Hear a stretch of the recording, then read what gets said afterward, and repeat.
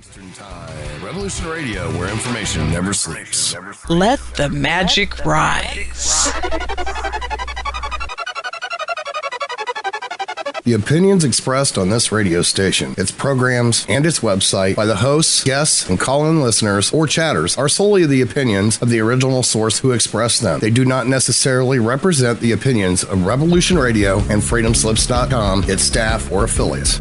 You're listening to Revolution Radio, freedomslips.com, 100% listener-supported radio, and now we return you to your host.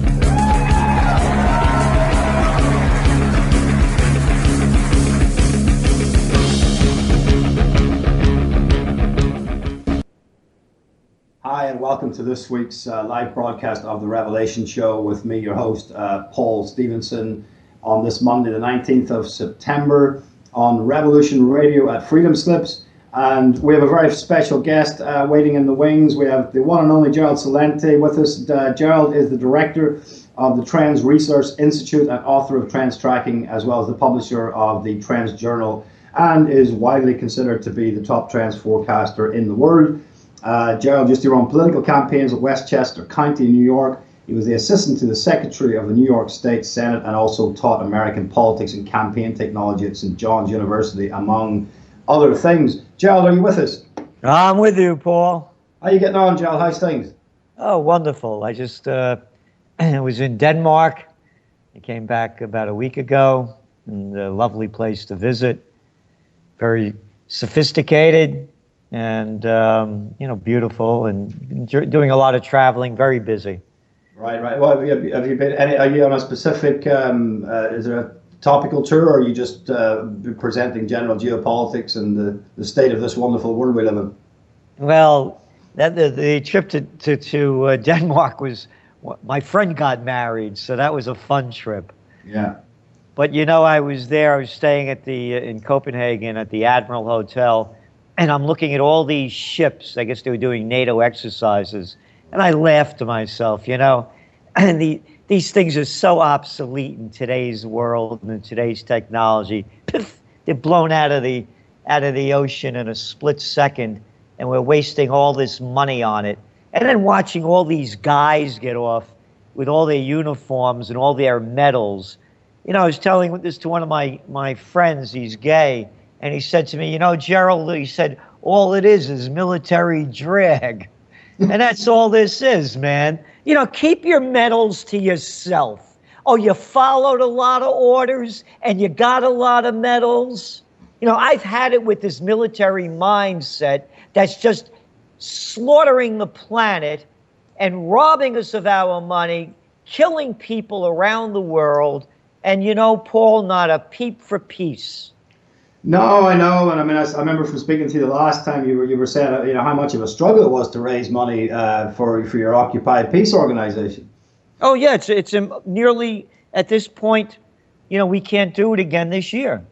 I went into my own money last year, well into six figures, and we thought that we would get support from it because this is the only peace program that I know of with an action plan. And of course, the website's occupypeace.us. Bring home the troops, secure the homeland, force Congress to vote to go to war, which they have not done since World War II, and have a referendum on each state ballot. We will tell them how to vote. So anyway, that was my trip, but that's what I got, and I was sitting there at this beautiful hotel and I'm watching all these, little boys and girls with their uniforms on. I've had it with it. Yeah, and it's so much of the, as you alluded to, so much of the Western culture today, is there's so much identity tied up in our wars and the respectability if you're part of the military-industrial complex, you've served your time. But these wars are just greed wars and expansion wars. We're not really fighting for any kind of freedom, and it's just an endless monster of war. It is. Matter of fact, there was a piece that came out yesterday in China Daily, which is that's the official organ for the Chinese Communist Party. And that's what they were saying, that the Americans have, caused destabilization all around the world with their war policy and their hegemony. Yeah, absolutely. And it's so true, and I agree with it. Yeah, I mean, there's an army base up here near where I live. It's a U.S. base, and they were recruiting recently. And I have a friend who worked up there, and he suggested I go up there and maybe do some work up there. They've got some shifts and stuff, but I don't know whether I want any part in that military-industrial complex, Gerald. I don't know whether I could. Even though they're only taking stuff, like clothes and belongings of the soldiers coming over from the U.S. I just don't even know whether I want any small part of it. No, I agree with you. I've had it with this stuff, and I make it very clear. My trends in the news and in my writings, I don't support the troops. Who made this stuff up? It's a volunteer army. How about supporting me?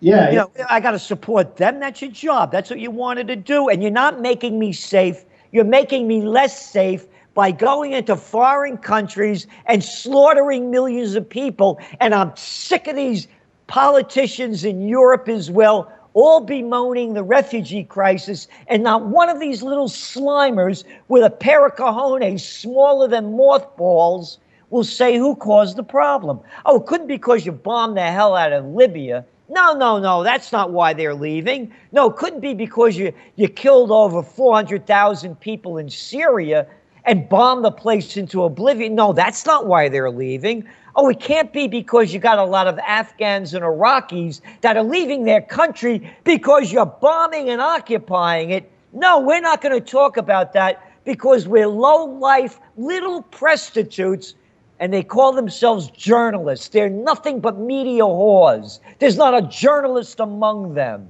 No one calls out these little slimers that appear on the media all the time, shooting their mouth off from the presidents, chancellors, and prime ministers down to their flacks. I know, and I mean we've got the and then they wonder why there's some retaliation when we've got some terrorist attacks in the U.S. and the West. I mean, even if they're not false flags, I mean it doesn't take a genius to work out that we've kind of had it coming, have we not? Well, we used to say in the Bronx, payback's a bitch. Yeah, and then there's a whole demonization of everything Islam, and it's just a mess. If they would, as you say, if they would stop, absolutely bombing, raping, and pillaging these people's country and their livelihoods and their families, there wouldn't be all this problem. Look, if a foreign country came here, bombed my city and my country, killed everybody that I love, I have no future, you think I would become, quote, radicalized? And I love it. Every time one of these people in an occupied country kills a foreign troop, they call them militants. Yeah, of course. Yeah. Here, this is from People's Daily. This is yesterday. People's Daily criticizes U.S. as, quote, source of turmoil. The People's Daily, the official newspaper of the Communist Party of China, has criticized the United States as the source of turmoil in the world. The newspaper on Sunday published 3 articles by Chinese scholars to analyze the causes of expansive and hegemonic moves by the United States from systemic, ideological, and strategic perspectives. Yeah. An editor's note on this page said the U.S. interventions are behind unrest and disputes in many places, including the Middle East, Eastern Europe, and the South China Sea. Well, exactly. And I think when we spoke about this on the last time we spoke, and also I noticed in your Trans Journal, and thank you very much for sending me a subscription, Gerald. On your Trans Journal, you have spoke about this because there's tremendous aggressive rhetoric towards Putin and the NATO build-up there, and it's just there's absolute lies. The sort of language is used towards Putin, calling him the aggressor, and I mean, if I suppose at worst they can get a new Cold War going, and put Putin under so much pressure that he has to spend more money on military might that he otherwise probably wouldn't bother doing. Well, again, you look at the media, and they'll write over and over that Putin invaded Crimea and occupied it. It's total. That's an absolute lie. It's not even spin. Yeah, because Crimea was part of Russia longer than America's been a country. They only gave it back in the 1950s under Khrushchev, who was Ukrainian.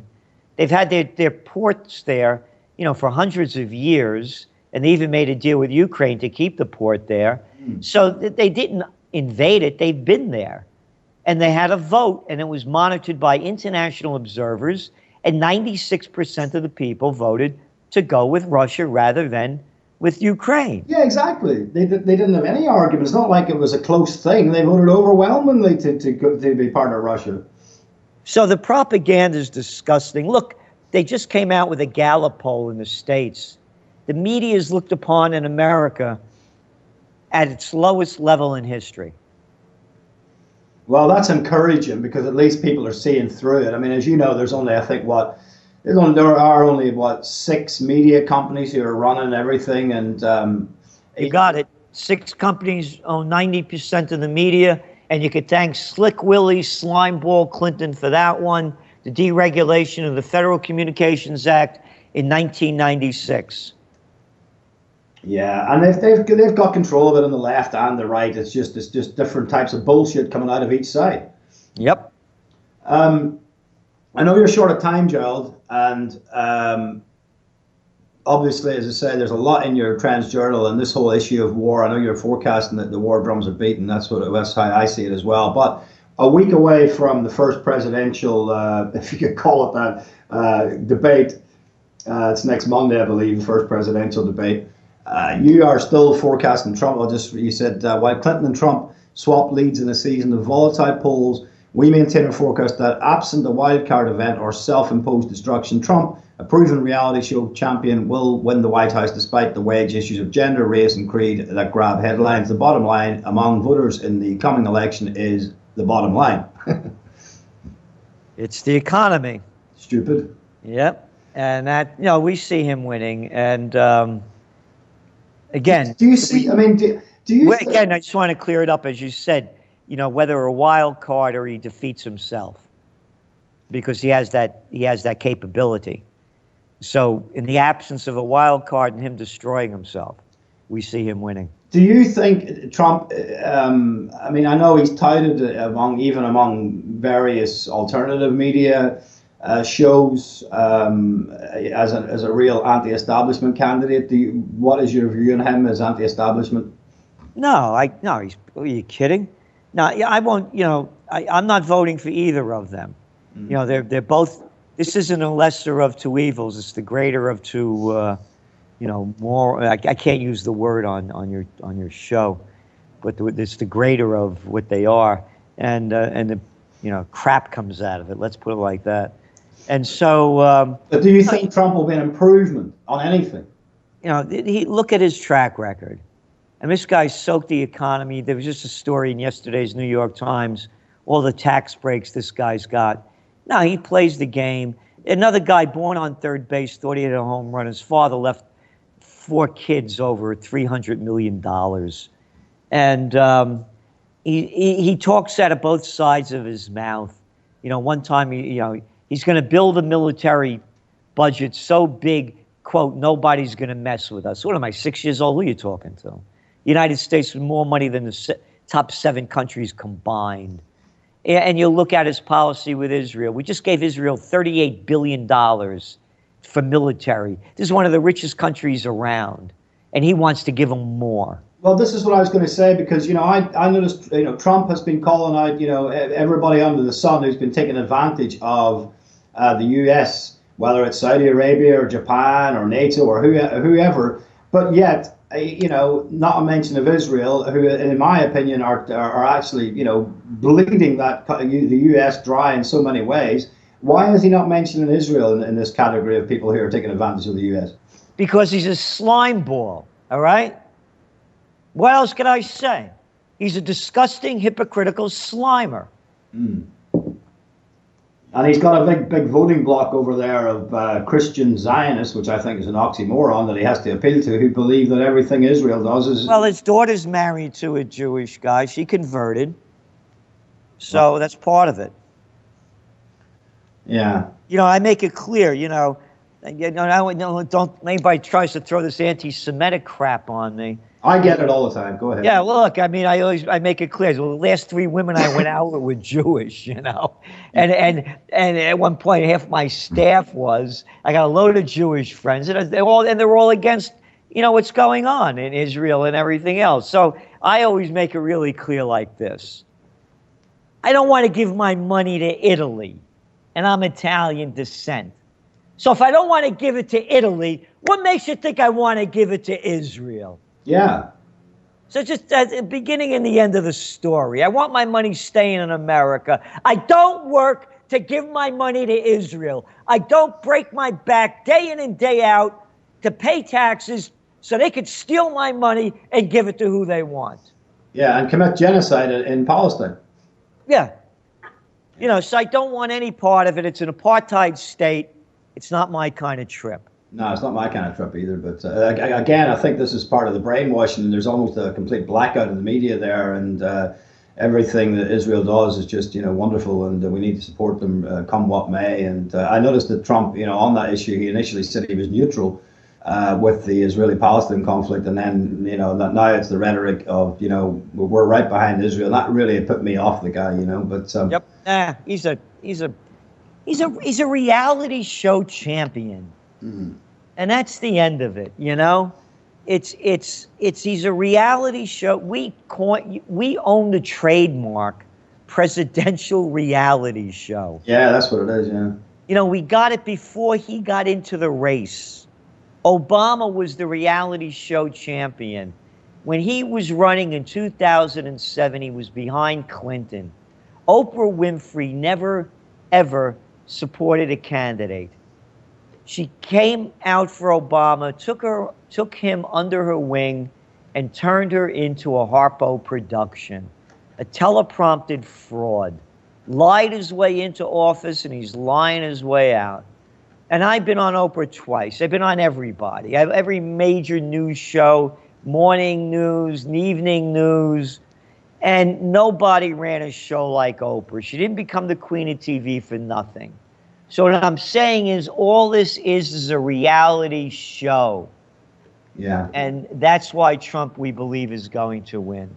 Yeah, it's a tragedy, really, and it's in the state that it's in. I know you're short of time. Just give us your view on the economy, Gerald, as you see it at the minute globally. We believe that we're at a crash point here, Paul. Anything could happen at any time. Everybody now knows what we've been saying since 2010, and that is there's never been a recovery. It's a cover-up. Covered up with cheap money, zero interest rate policy, negative interest rate policy, and all it's done is enriched the rich. Stock buybacks in the stock market. Stock markets are only 10% of the U.S. economy gets anything from that at all. 1% of all the 1% of the people got 95% of the wealth since 2009, when Obama became president. So the other one is mergers and acquisition activity because they're borrowing money for nothing. Yeah. It's running out now. You're looking at U.S. GDP growth steaming along at 1% this year. It's lower than that throughout Europe. It's barely touching that in Hong Kong. You go around the world, there's a global slowdown. They don't know what to do anymore. There's going to become a point when they run out of schemes. When they run out of schemes, it's going to crash. But again, they keep coming up with schemes undreamed of, like negative interest rates, never in the history of the world. Look at over there in the UK, interest rates now at what, 322-year lows? Yeah. So you can see what's going on. But ultimately, I mean, it has to crash. Yeah, it's untenable, isn't it, really? It's a bubble. It's a real estate bubble worldwide. China's GDP rise, a lot of that has to do with its real estate bubble, too. You're looking at prices going up 30-40%. So do you Same thing, Australia, Vancouver. You go around the world. Look at the hot cities. Look at the markets. The hot money's flowing into them. And the same thing with emerging markets. The money's so cheap, they're borrowing it for nothing, and they're boosting the markets. And and speculators are looking for gains on their investments, so they're going into emerging markets that are submerging. And this would probably correlate quite nicely with all these war drums beating, because, as you often say, when all else fails, they take the people to war. Oh, yeah. Look what happened in New York yesterday. You know, some guy does this thing, and all of a sudden the National Guard's out. You think people are going to, if the stock market went down, you know, let's just, you know, for argument's sake, say it went down 300 points, that wouldn't make the news. So what happens is, we believe there's going to be something happening between now and Election Day, be it false flag or real, that'll get the people's mind off the economy. Right. Well, this is what I was thinking as well. I mean, you know, it's probably only a matter of time before we have a kind of another 9/11 type event. Exactly. Yeah. And again, the United States, I read to you that piece from Trans-Journal. China Daily. Oh, China Daily, yeah. Yeah. So again, I don't give financial advice, but if you look at what's going on, you see the way things are going, we believe there's going to be a market crash. I'm bullish on gold, but here's our forecast for gold.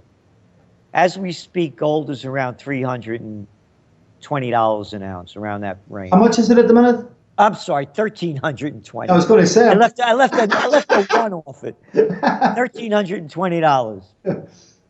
So now it has to go over 1,400 for strength. That's what we've been saying all along. When it goes over 1,400 with strength, we believe it's going to zoom toward 2,000. Whoa. I mean, what does it peak at? I mean, I think it went up to, was it as far high as $1,600 at one point? Oh, no. In October of 2011, it was up as high as, I think it was 1927 was the height. Right, okay. And even adjusted for inflation, by the way, it hasn't hit the high that it hit back in 1980. Right, okay.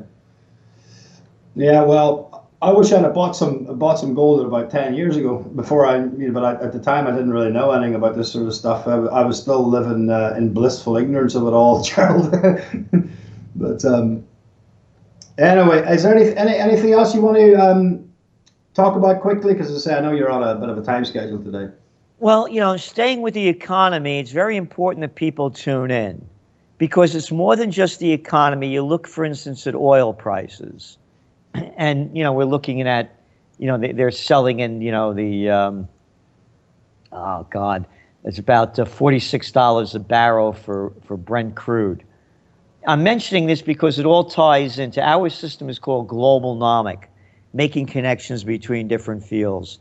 Saudi Arabia, for example, needs oil at $100 a barrel for its budget to break even. It's less than half that now.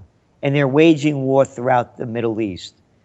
In Libya, they were primarily responsible, along with the United States, the UK, and France, for overthrowing Gaddafi.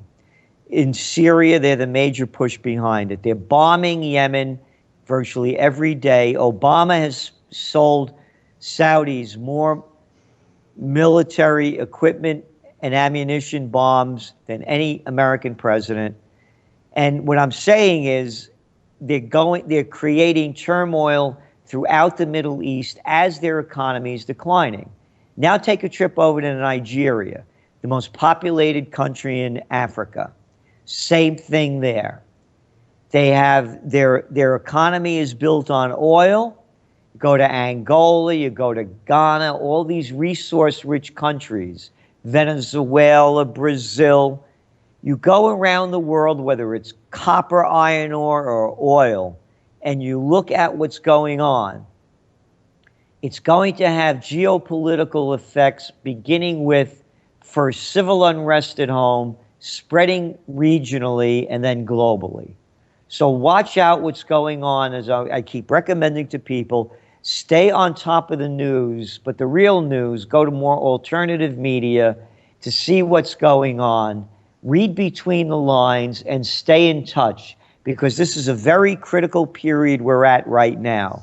I would say with this election coming up as well, I've never seen anything like this in my life. It's a freak show. Two freaks. And as I say to people, I don't want to hear why you like your freak. Keep it to yourself. I could figure this thing out myself. I don't need your help. So what I'm saying is we are in, Paul, a small window here where the whole situation could blow loose at any moment. The volatility is there. It's just going to take a spark to make it happen. Yeah, it does seem to me we're looking at some parallels here between, between 1930s Germany going on. Oh, that's important too, because the populist movement, they deride it in the media. They call it right-wing movements. Yeah, and extremism and all that, yeah. Right. So here you are, a German, Danish, Italian, Swede. Yeah, for centuries you had your own culture, and now all of a sudden it's being diluted, whether it's through Brussels or through immigration and refugees. And the people don't want to take in any more people. In America, by the way, during the Great Depression, they didn't let anybody in. Yeah, sure. Until the economy rebuilt itself. And that used to be perfectly acceptable, but now it's seen as being racist or whatever. I know, exactly. So the populist parties are real, and what's important about this is that the conservative movement is dying along with the liberal movement, and the populist movements are real, and they're not right-wing. The people want their identity. They don't want a bunch of clowns like Juncker or the rest of them out there from Brussels ruling their lives, or drunker than Juncker. That guy's always boozed out, it looks like. And maybe it's conscience, Gerald, who knows? And not that I have anything against, Booze. a couple of drinks, but, keep your attitude to yourself. Mm. And they throw it on you that if you don't buy their crap, then you're not worthy of life. So look what happened in Italy with the Five-Star Movement, and you have Virginia Raggi as the mayor of Rome at 37 years old, a woman. The mayor of Torino, a woman. So this is real. We're going to see the Freedom Party vote coming up in Austria. Uh-huh. You're seeing it in the Netherlands. Mm. And you're going to see, this is, I believe, the end of the European Union, and before you know it, the end of the euro. Yeah, well, I think obviously the Brexit, I think ultimately will prove to have been a fatal blow. I'm not sure they'll be able to recover from that. It just could be a slow death from that blow, It was the spark that showed the reality of it, but also, Paul, very important, it shows the power of the people. Sure. The people voted with all of the pressure they got on top of them to remain. They voted to leave. Yeah. The people have the power, and if they would only recognize that. So when you say populist, it's people power. And people power, to me, is the future of freedom, dignity, and respect. Because if the people will never vote to go to war, because they know that they have to pay for the war with their money and their lives. Well, exactly. Yeah, these people are, as we spoke before, the best term for them is scumbags or a criminal syndicate or whatever. But they're a bunch of chancers on top of everything else, and they just get away with as much as they can. They keep pushing, as long as the people allow them to get away with it. They'll keep pushing. Yep. Very quickly, Gerald. What do you make, just for our listeners, the so-called peace brokerage in Syria? Well, the United States wants no part of it. Look what they did. After they did the deal, the United States bombed the Syrian military, killed over 60 people, wounded well over 100. Mm. And then you read the comments coming out, the military in the United States wants more war. And go back to, remember when Obama and Kerry were ready to bomb Syria? Yeah. They claiming that they were using chemical weapons? Sure. It was Putin that pushed for peace. Well, Putin threw an absolute spanner in the works there. He seems to be able to outsmart these people quite nicely. But what are you outsmarting? You're outsmarting a bunch of psychopaths and sociopaths. These are not bright people. Well, exactly. These are the same jerks you hated in high school and college that wanted to be class president and head of the student council. Now they call them presidents and prime ministers. They have names: Obama, Merkel, Renzi, Hollande, Cameron, May, and crap. Yeah.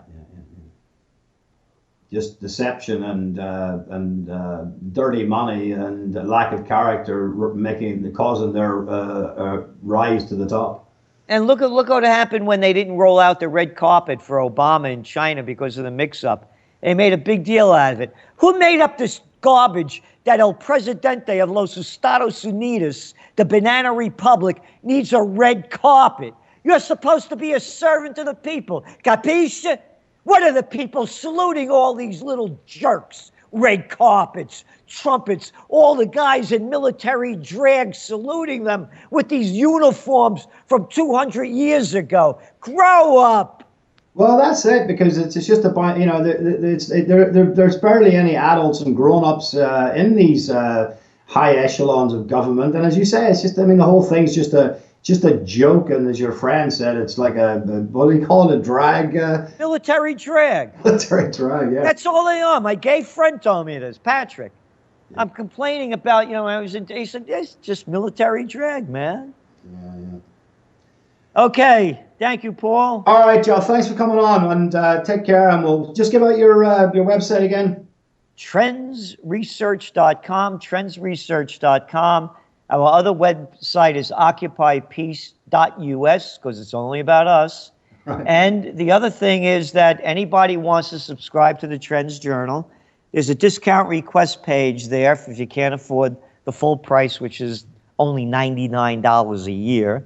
And you get a Trends Journal, Trends Monthly, Trend Alert each week, Trends in the News each weekday night, and on and on and on. It's the only place where you're going to read history before it happens. Okay, wonderful, Joel. Again, thank you very much for coming on. I appreciate it. Thank you. All the best. Keep up the great work, Paul. Thanks, Joel. God bless.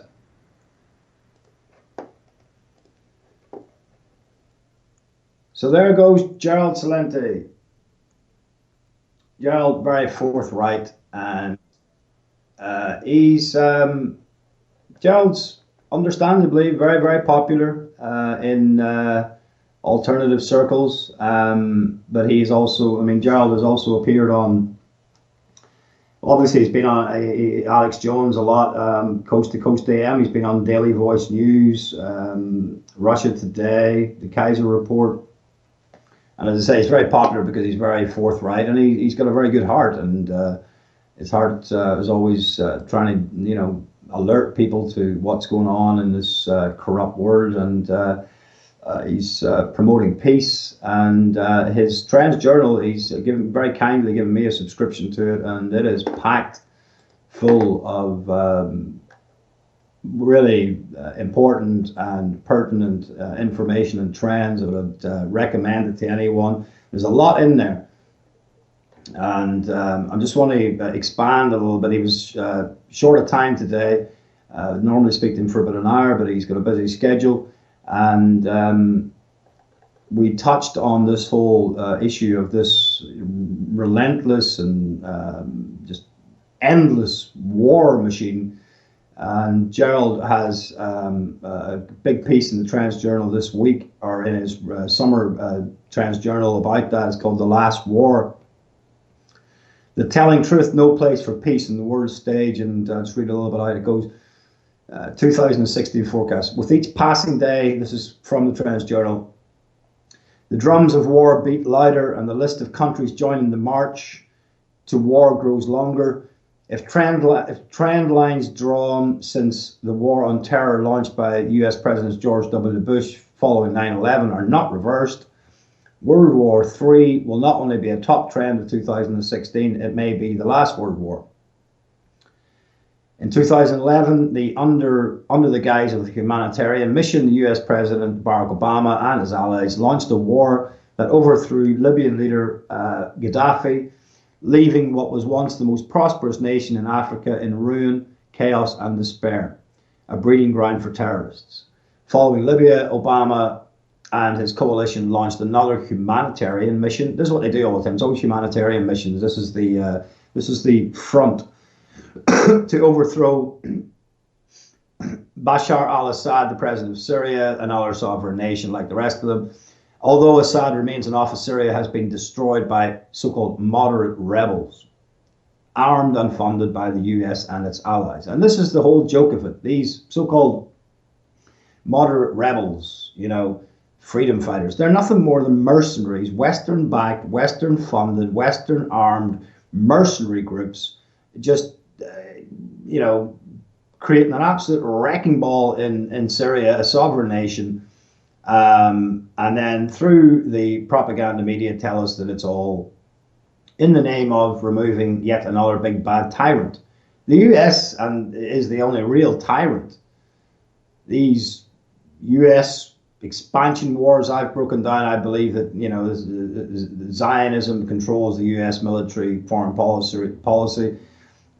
Through, I've documented here the Oded Yidden plan for Greater Israel, but anyway, the US is how this is carried out. Over 4,000 Syrians have been killed, half of Syria's population displaced, and nearly 5 million refugees have fled the bloodshed. This is continuing, by the way, from GERALD's Trends Journal. Now, after a 14-year war on terror spree, with millions killed, entire nations destroyed, and conditions for radicalism and revenge generously fertilized with mass destruction, torture, rampant poverty, desperation, and hopelessness, the seeds of hatred sown by foreign invaders are returning to their homelands. And this is the thing, as we alluded to, you can't just send in, the military monster and just murder, maim, rape, pillage, wreck, destroy, and cause absolute destruction and chaos right across the whole Middle Eastern region and beyond, and expect there not to be some genuine hatred of the US.